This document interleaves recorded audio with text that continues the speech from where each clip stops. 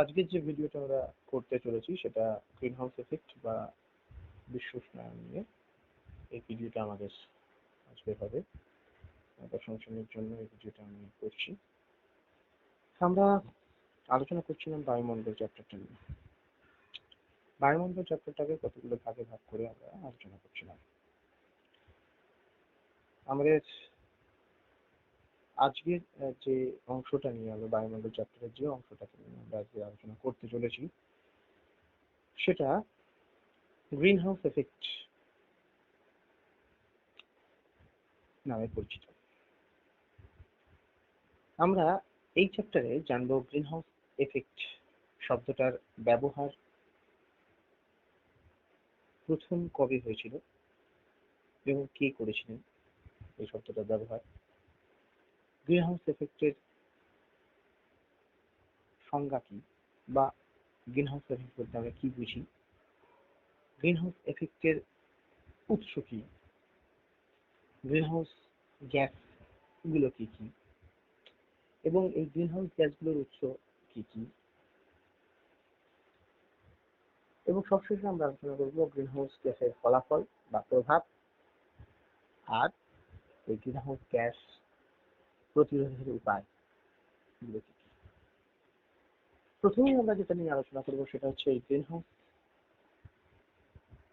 Effect বা green house প্রভাব যাকে আমরা বলে থাকি। এটা একটা রূপক হিসাবে ব্যবহার করে থাকি এই গ্রিন হাউস এফেক্ট বা গ্রিন হাউস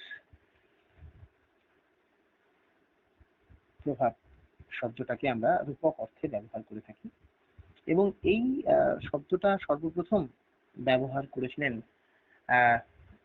সুইডিশ রসায়নবিদ সাভান্ডে আরহোনিয়াস অনেকে বলা হয় তাকে 1896 সালে।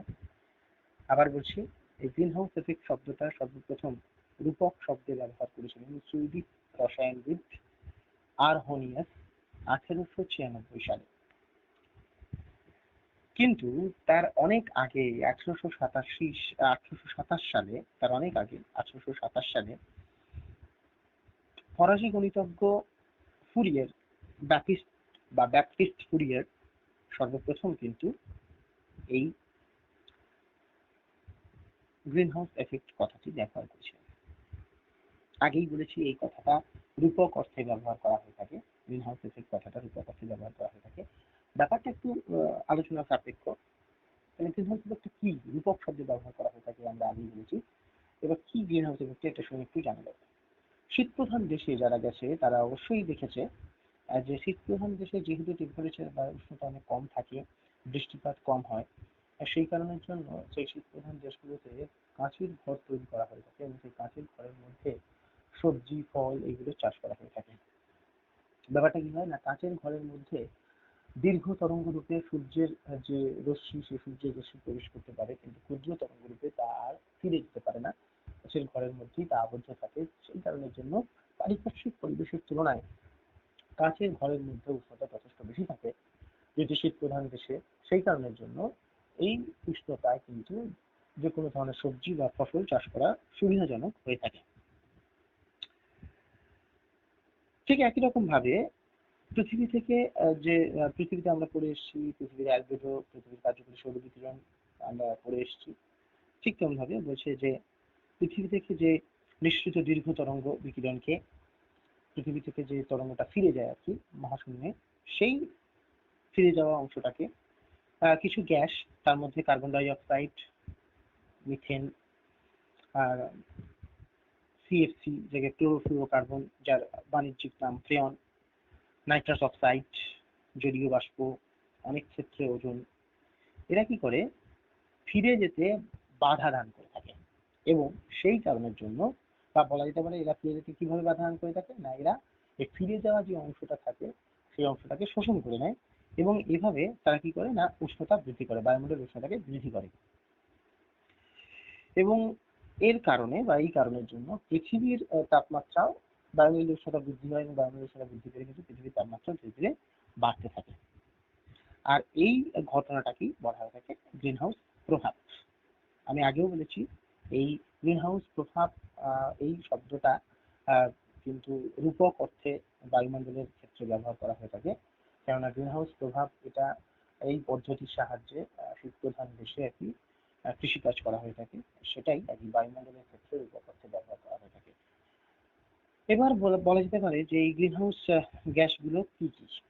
আমরা বায়ুমণ্ডলে যে গ্যাসীয় উপাদানগুলো পাই, আমরা আগেই পড়েছি, সেই গ্যাসীয় উপাদানগুলোর মধ্যে nitrogen, oxygen, carbon dioxide, carbon monoxide, methane, এই সমস্ত গ্যাস পাই। তার মধ্যে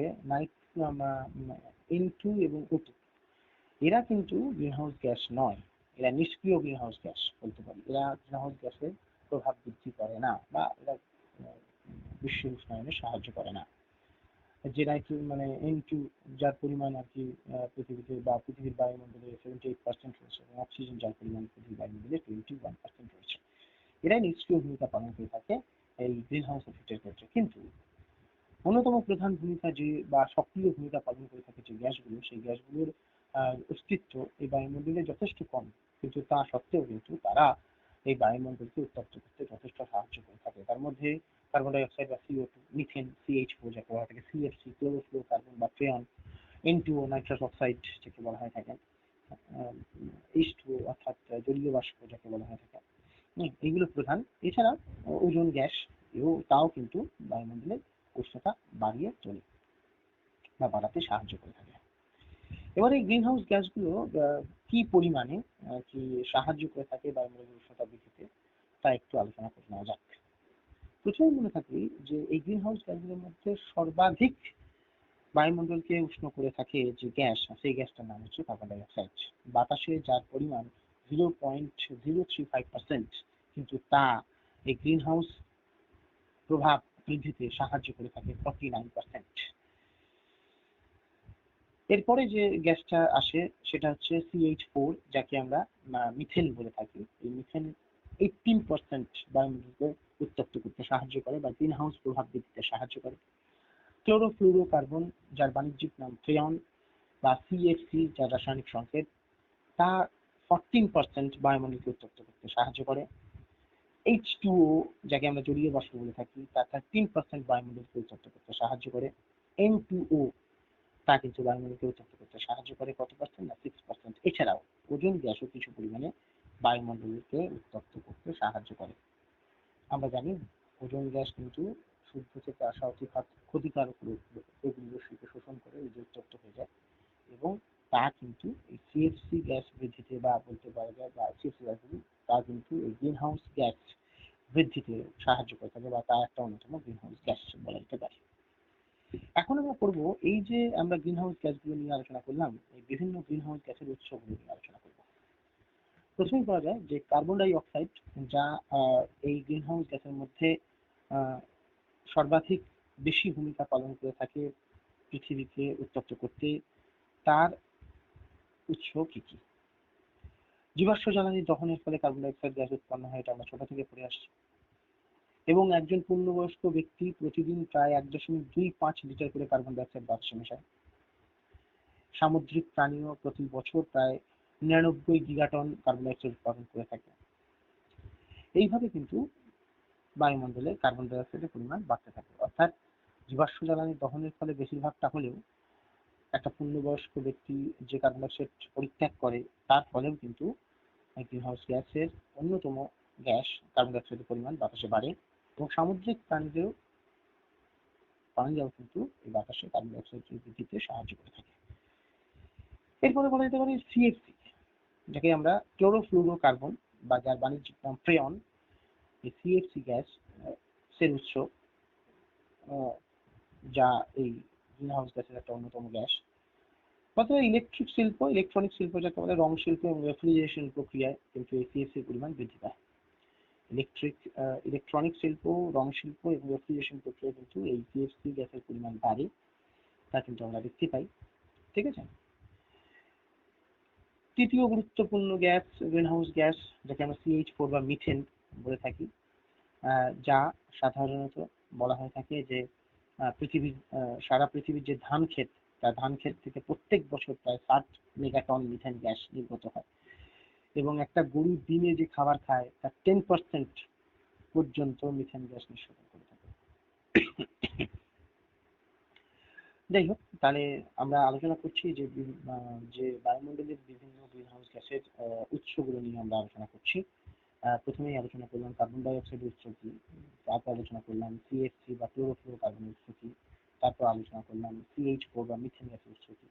এবার আমরা N2O গ্যাসের উৎস কি আলোচনা করব। বলছে অতিরিক্ত নাইট্রোজেন সারের ব্যবহারের ফলে এবং বনভূমি হ্রাসের কারণে কিন্তু পৃথিবীর উষ্ণতা ক্রমশ বৃদ্ধি পাচ্ছে এবং পৃথিবীতে N2O নাইট্রাস অক্সাইডের পরিমাণ বৃদ্ধি পাচ্ছে। জলীয় বাষ্প এর উৎস কোথায়? নিরক্ষীয় অঞ্চলে স্বাভাবিকভাবে লম্বভাবে সূর্যকিরণ পড়ে, সেই লম্বভাবে সূর্যকিরণ উষ্ণ সমুদ্র স্রোত, বার্ষিক উষ্ণতা বৃদ্ধি আমরা পড়েছি যেটা, এবং সমুদ্র ভাগে যে আগ্নেয়গিরিগুলো রয়েছে সেই আগ্নেয়গিরিগুলো অগ্নুৎপাতের ফলেও কিন্তু স্বাভাবিকভাবে সমুদ্র জলপৃষ্ঠের উষ্ণতা বৃদ্ধি পায় এবং বায়ুমণ্ডলে জলীয় বাষ্প বৃদ্ধি পায়। আমরা আলোচনা করছি কি? আমরা আলোচনা করছি বাতাসে যে সমস্ত গ্যাসগুলো বায়ুমণ্ডলের উষ্ণতা বৃদ্ধিতে সাহায্য করে, যাদের আমরা এক কথায় গ্রিন হাউস গ্যাস বলে থাকি, সেই গ্রিন হাউস গ্যাসগুলোর উৎস নিয়ে এতক্ষণ ধরে আমরা আলোচনা করছিলাম। আমরা আলোচনা করছি গ্রিন হাউস গ্যাস নিয়ে বা গ্রিন হাউস এফেক্ট নিয়ে আলোচনা করছি। সেই গ্রিন হাউস এফেক্ট শব্দটার ব্যবহার প্রথম কে করেছিলেন সেগুলো নিয়ে যেমন আলোচনা করেছি। গ্রিন হাউস এফেক্ট বলতে কি বোঝায় সেগুলো নিয়ে আলোচনা করেছি এবং গ্রিন হাউস এফেক্টের জন্য দায়ী যে সমস্ত গ্যাস সেই গ্যাসগুলো নিয়ে আলোচনা করেছি এবং গ্যাসের উৎসগুলো নিয়ে আজকে আলোচনা করছি। এবার আমরা আলোচনা করবো গ্রিন হাউস গ্যাসের প্রভাব নিয়ে, অর্থাৎ ফলাফল নিয়ে। গ্রিন হাউস গ্যাসের যে প্রভাব রয়েছে, যে ফলাফল রয়েছে, সেই ফলাফল অর্থাৎ এফেক্ট নিয়ে আলোচনা করব। প্রথমেই বলে রাখি যে বাস্তুতন্ত্রের উপর এই গ্রিন হাউস গ্যাসের বিরাট প্রভাব ফেলে থাকে, বা এই গ্রিন হাউস গ্যাসের ফলে যে উষ্ণতা বৃদ্ধি তা কিন্তু বিরাট প্রভাব ফেলে থাকে। এই বাস্তুতন্ত্রের উপর কি প্রভাব ফেলে থাকে? প্রজাতির বিলুপ্তি হয়। বাস্তুতন্ত্রের উপর যে প্রভাব ফেলে তার মধ্যে একটাই হচ্ছে, প্রথম একটা অন্যতম হচ্ছে প্রজাতি বিলুপ্তি। প্রজাতি বিলুপ্তি বলতে কি বোঝায়? যে এই গ্রিন হাউস এফেক্টের কারণে যখন পৃথিবীর উষ্ণতা আস্তে আস্তে বাড়তে থাকে, অর্থাৎ গ্লোবাল ওয়ার্মিং বা বিশ্ব উষ্ণায়ন ঘটতে থাকে, তখন নিরক্ষীয় অঞ্চলের উষ্ণতাও বাড়ে এবং নিরক্ষীয় অঞ্চলে যে সমস্ত প্রবাল এবং শৈবাল দেখতে পাওয়া যায় সেইগুলো আস্তে আস্তে কিন্তু এই উষ্ণতা বৃদ্ধির কারণে কিন্তু আস্তে আস্তে কি হয় না, কমতে থাকে। আমরা বড় হলে পড়বো যে প্রবাল একটা নির্দিষ্ট উষ্ণতায় বৃদ্ধি পায়, তার থেকে অধিক উষ্ণতা হলে প্রবাল আস্তে আস্তে হ্রাস পায় বা মারা যায়। সেই কারণের জন্য নিরক্ষীয় অঞ্চলে স্বাভাবিকভাবে উষ্ণতা বৃদ্ধির কারণে যখন সমুদ্র জলের উষ্ণতা বৃদ্ধি পাচ্ছে পৃথিবীর উষ্ণতা বৃদ্ধির কারণে, তার ফলে কিন্তু স্বাভাবিকভাবে এই প্রবাল এবং শৈবাল নষ্ট হয়ে যাচ্ছে। আর কি প্রজাতির বিলুপ্তি বলতে বোঝা যায় যে ইংল্যান্ডের পাহাড়ি অঞ্চলের রয়েছে এবং সেই পাহাড়ি অঞ্চলের স্কচ আরগিস প্রজাতির বিলুপ্তি হয়েছে। স্কচ আরগিস প্রজাতি একটি প্রাণী প্রজাতি, সেটা বর্তমানে বিলুপ্ত প্রায় প্রজাতি স্কচ আরগিস প্রজাতি। তোমরা যদি স্কচ আরগিস প্রজাতির ছবি দেখতে চাও তাহলে অবশ্যই করে গুগলতে গিয়ে সার্চ করলে স্কচ আরগিস প্রজাতি কি ধরনের দেখতে তা দেখতে পাবে। কোস্টারিকা রয়েছে আমাদের একটা ছোট্ট দেশ কোস্টারিকা, ক্রোয়েশিয়া যাকে বলা হয় সেই কোস্টারিকা। সেই কোস্টারিকা মন্তে ভার্দে এবং পাহাড়ের সোনালী ব্যাঙের অবলুপ্তি ঘটেছে কিন্তু এই গ্রিন হাউস এফেক্টের প্রভাবজনিত কারণে, অর্থাৎ গ্রিন হাউস এফেক্টের ফলে যে বিশ্ব উষ্ণায়ন ঘটেছে বা পৃথিবীর উষ্ণতা বৃদ্ধি পেয়েছে তার ফলে। আমরা আলোচনা করছি বিশ্ব উষ্ণায়নের ফলাফল বা গ্রিন হাউস এফেক্টের ফলাফলগুলো কি কি বা প্রভাবগুলো কি কি। এই প্রভাবগুলোকে আমরা কতগুলো ভাগে ভাগ করে আলোচনা করছি। প্রথম যে ভাগটা নিয়ে আলোচনা করলাম সেটা হচ্ছে বাস্তুতন্ত্রের উপর কি প্রভাব রয়েছে সেগুলো নিয়ে আলোচনা করলাম। এবার আলোচনা করবো মৃত্তিকার উপরে কি প্রভাব রয়েছে। বলা যায় যে এই মৃত্তিকায় যে সমস্ত পুষ্টি মৌলগুলো থাকে সেই পুষ্টি মৌলগুলো কিন্তু বিশ্ব উষ্ণায়নের কারণে বা গ্রিন হাউস এফেক্টের প্রভাবে আস্তে আস্তে হ্রাস পেতে থাকে এবং জৈব ভূ রাসায়নিক প্রক্রিয়া বিঘ্ন ঘটে। জৈব ভূ রাসায়নিক প্রক্রিয়া বিঘ্ন ঘটে এবং বিঘ্ন ঘটার কারণে কিন্তু কি হয়, স্বাভাবিকভাবে মাটি অনুর্বর হয়ে পড়ে। এছাড়াও যে অ্যাসিড বৃষ্টি হয় সেই অ্যাসিড বৃষ্টির প্রভাবে কিন্তু মৃত্তিকার পিএইচ এর মাত্রা বেড়ে গেলে মাটির উর্বরতা কমে যায়। জলমণ্ডলের উপর কি প্রভাব রয়েছে, এবার দেখা যাক জলমণ্ডলের উপর কি প্রভাব রয়েছে। বলছে যে যে এই মরু অঞ্চলে যাকে বলা থাকে এই মেরু অঞ্চলে যে শীতল জল, সেই মেরু অঞ্চলে শীতল জলের উষ্ণতা বেড়ে যাওয়ার কারণে সেই শীতল জলের মাছ কিন্তু ধ্বংস হয়ে যায়। এছাড়াও মেরু অঞ্চলে যে সমস্ত প্রজাতি রয়েছে, মেরু অঞ্চলের উষ্ণতা ধীরে ধীরে বৃদ্ধি পাওয়ার কারণে সেই সমস্ত প্রজাতি বা জীবের বিনাশ করতে শুরু করেছে।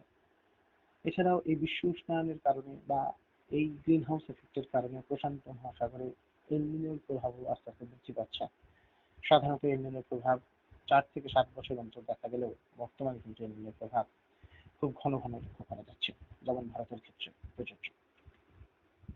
সমুদ্র স্রোতের উপরও কিন্তু এই বিশ্ব উষ্ণায়ন বা বলতে পারি যে গ্রিন হাউস এফেক্ট একটা বিরূপ প্রভাব সৃষ্টি করে থাকে, এবং থার্মো হ্যালাইন সার্কুলেশন যেটা বলা হয়ে থাকে, যেটা আমরা বায়ুমণ্ডলে পড়ে এসেছি, থার্মো হ্যালাইন সার্কুলেশনটা অর্থাৎ নিরক্ষীয় অঞ্চল থেকে জল যায় হচ্ছে যে মেরু অঞ্চলের দিকে, মেরু অঞ্চল থেকে জল আসে নিরক্ষীয় অঞ্চল থেকে। এই যে সার্কুলেশন, থার্মো হ্যালাইন সার্কুলেশন, এটা কিন্তু ব্যাহত দেখতে পাওয়া যায় বা ব্যাহত হয়। এবার আমরা আলোচনা করবো জলবায়ুর উপর কি প্রভাব পড়ে, এই বিশ্ব উষ্ণায়নের বা গ্রিন হাউস এফেক্টের কি প্রভাব পড়ে জলবায়ুর উপর। জলবায়ুর উপর এর প্রভাব বলতে বোঝায় যে স্বাভাবিকভাবে আমরা দেখতে পাচ্ছি যে খরা, বন্যা ইত্যাদির প্রকোপ দিনের পর দিন বেড়েই চলেছে। ভারতের ক্ষেত্রে সেটা বেশি দেখতে পাওয়া যাচ্ছে, সারা পৃথিবীর ক্ষেত্রে এটাই একই রকম ভাবে প্রযোজ্য যে খরা ও বন্যার প্রভাব বা প্রকোপ ক্রমশ বৃদ্ধি পাচ্ছে। তার পিছনে কিন্তু একটা অন্যতম কারণ হচ্ছে বিশ্ব উষ্ণায়ন বা গ্রিন হাউস এফেক্টের বৃদ্ধি। নিয়মিত বায়ু অনিয়মিত প্রবাহ লক্ষ্য করা যাচ্ছে, মৌসুমী বায়ুর প্রবাহ তো অনিয়মিত লক্ষ্য করা যায়, ঠিক আছে। যার উপর ভিত্তি করে আমরা ভারতের জলবায়ু চ্যাপ্টারে পড়েছি মৌসুমী বায়ুর অনিশ্চয়তা তাকে বলা হয়ে থাকে, অর্থাৎ অনিয়মিত আগমন এবং গমন ঘটনাটাকে মৌসুমী বায়ুর অনিশ্চয়তা বলা হয়। এবং এর পেছনে অন্যতম যে কারণ সেটা হচ্ছে বিশ্ব উষ্ণায়ন। এর সাথে সাথে মৌসুমী বায়ুর সাথে সাথে নিয়ত বায়ুরও অনিয়মিত প্রবাহ লক্ষ্য করা যাচ্ছে। এছাড়াও বর্তমানে আমাদের রাজ্যে হয়ে গেল আমফান ঘূর্ণিঝড়। সেই ঝড়ের প্রকৃতি আমরা নির্ধারণ করতে পারিনি। এই এই ঝড়ের পরিমাণ অদূর ভবিষ্যতে আরো বাড়বে ক্রান্তীয় অঞ্চলে, এটাই বিজ্ঞানী অনুমান করছেন। তার একটা অন্যতম প্রধান কারণ এই বিশ্ব উষ্ণায়ন বা গ্লোবাল ওয়ার্মিং বা গ্রিন হাউস এফেক্ট, অর্থাৎ ঝড়ের প্রকৃতি বদল করতেও সাহায্য করে থাকে এই গ্রিন হাউস এফেক্ট বা বিশ্ব উষ্ণায়ন। আমরা আলোচনা করছি গ্রিন হাউস এফেক্ট বা বিশ্ব উষ্ণায়ন বা গ্লোবাল ওয়ার্মিং নিয়ে। সেই গ্লোবাল ওয়ার্মিং এর ফলাফল নিয়ে এতক্ষণ ধরে আমরা আলোচনা করলাম। এবার আমরা আলোচনা করব এই গ্লোবাল ওয়ার্মিং কমানোর জন্য কি কি পদক্ষেপ গ্রহণ করা হয়েছে। প্রথমেই বলি, এই গ্লোবাল ওয়ার্মিং কমানো একার পক্ষে সম্ভব নয়, বা কোনো দেশের একার পক্ষে গ্লোবাল ওয়ার্মিং কমানো সম্ভব নয়, কারণ এই গ্লোবাল ওয়ার্মিং সারা বিশ্বব্যাপী হচ্ছে। অর্থাৎ বিশ্বের সমস্ত দেশগুলোকে একত্রিত হয়ে এই গ্লোবাল ওয়ার্মিংকে কমানোর প্রচেষ্টা করতে হবে। এবং সেই দিকে লক্ষ্য রেখে কিন্তু 1977 খ্রিস্টাব্দে জাপানের কিয়োটো শহরে 160টি দেশ মিলে একটি চুক্তিতে স্বাক্ষর করে। সেই চুক্তিটাকে আমরা কিয়োটো চুক্তি বা কিয়োটো প্রোটোকল বলে অভিহিত করে থাকি। 2007 সাল পর্যন্ত এই কিয়োটো চুক্তিতে 175টি নোটিফাইড দেশ তারা কিন্তু কি করে না কমানোর জন্য অঙ্গীকারভূত হয়, এই গ্রিন হাউস গ্যাসের প্রভাব কমানোর জন্য অঙ্গীকারভূত হয় বা প্রতিজ্ঞাবদ্ধ হয়। এবং তার প্রভাব ধীরে ধীরে দেখা যায় সারা পৃথিবীর ক্ষেত্রে দেখতে পাওয়া যায়। এ প্রসঙ্গে বলে রাখা ভালো যে গ্রিন হাউস এফেক্ট সবচেয়ে বেশি যে দেশ করে থাকে সেই দেশটার নাম চীন, দ্বিতীয় যে দেশ করে থাকে সেই দেশটার নাম ইউএসএ, এবং তৃতীয় যে দেশগুলো করে থাকে সেই দেশগুলো অবশ্যই ইউরোপিয়ান ইউনিয়নের অন্তর্গত বা ইউরোপিয়ান কান্ট্রির অন্তর্গত। এবং ভারতও কিন্তু এই গ্রিন হাউস গ্যাস বৃদ্ধিতে একটা উল্লেখযোগ্য ভূমিকা পালন করে থাকে। এবং কিয়োটো প্রোটোকলের পর বা কিয়োটো চুক্তির পর এই প্রধান প্রধান কয়েকটা দেশ তারা কিন্তু তাদের এই কার্বন ডাই অক্সাইড নির্গমনকে কমিয়ে আনার যথেষ্ট চেষ্টা করেছে। তার প্রভাব কিন্তু বাতাসে দেখা দিয়েছে। এ প্রসঙ্গে বলে রাখা ভালো, বর্তমানে কোভিড-19 এই সমস্যাজনিত কারণে সারা দেশেই লকডাউন চলছে, এবং লকডাউনের কারণে কিন্তু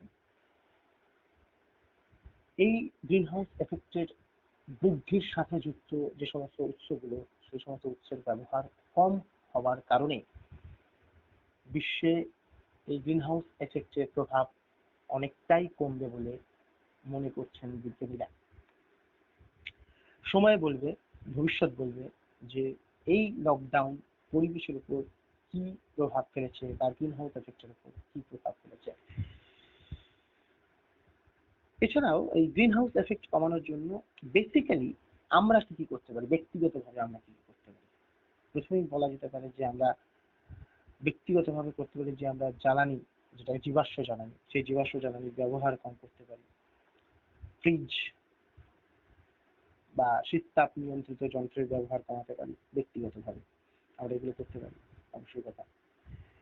এবং রিসাইক্লিং করা যায়, যে সমস্ত সম্পদগুলো বারবার বা পুনরায় ব্যবহার করা যায় সেই সমস্ত সম্পদের ব্যবহারকে বাড়াতে পারি আমরা।